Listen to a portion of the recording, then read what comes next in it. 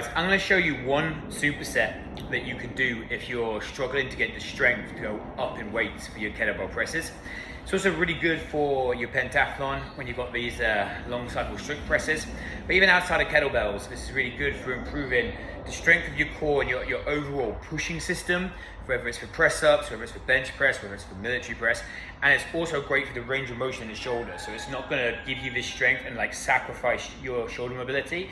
It's actually going to improve it, and it's going to stretch your lats as well. Okay, so you can see I've got a cable attached up to a beam. You can do this with any pull down, like the machine, any pulley, like a lat pull down, or if you've got like a cable cross, any one of those heads. It really just depends if you're looking for range of motion.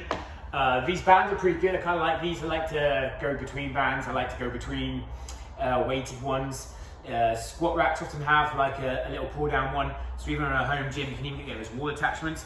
But the point about this is, don't worry too much about how you're sat. I kind of like to have myself as low as I can get. So I need to have my torso free to move. I like to sit here. If that's comfy, it's kind of comfy on my knees. I've got some phases ankle mobility. You can open up and sit down here, or you can take it on a knee. Either way, okay? It just depends what your preference is. If you want to, you can do it seated like that, but I want to show you the whole of my torso for this. So I'm going to pop up like this. What you want to have is you want to be far enough back that if I was at a cable machine, this would take the weight off the stack. So I'll be under tension. And I've got a long arm. It's elongated and my fist is away like a punch.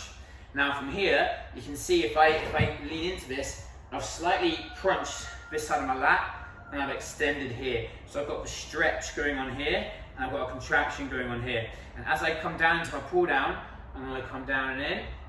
And now I've got a contracted side here and a stretch side here and a slight angle, okay? I'm going to try and get it from a full range of motion up here. See how it's still under tension? If I need to get that tension, I can lean back slightly so that the long arm is getting this long arm strength, and I'm still getting a full stretch of my shoulder and a full stretch of my lat. And as I come down, I'm coming down underneath the chin.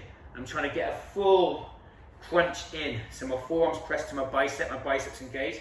Everything's tucked under my pec and everything's close to my body. There's no gaps here. This is getting a good stretch of my lat and a good contraction of this lat here.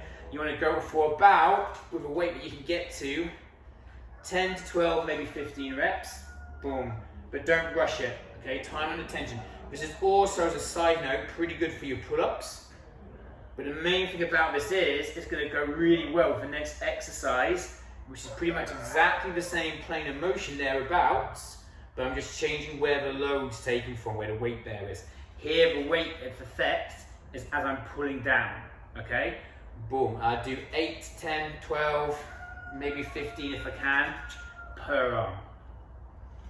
So the other exercise in this superset, and go really well together, is this panda press. For this one, I like to be sat like this. You get the bell to slide down so I can get my palm into it.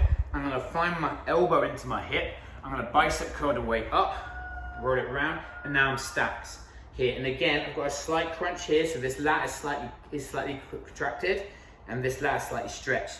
And I'm going to change it. So I'm going to lean to this side as I come up, and pull back. Right? And now it's even, but you can see here, there's the slight contraction there. There's more when I move it. And as I come down, I've got now, this is squeezed, this is stretched. So it's the exact opposite motion of where the weight is affecting you, but it's still the exact same sort of pathway that I'm following. Press up, there's that crunch, there's that extension, press down, okay? Depending on your weight here, you can go again for 8, 10, 12 reps.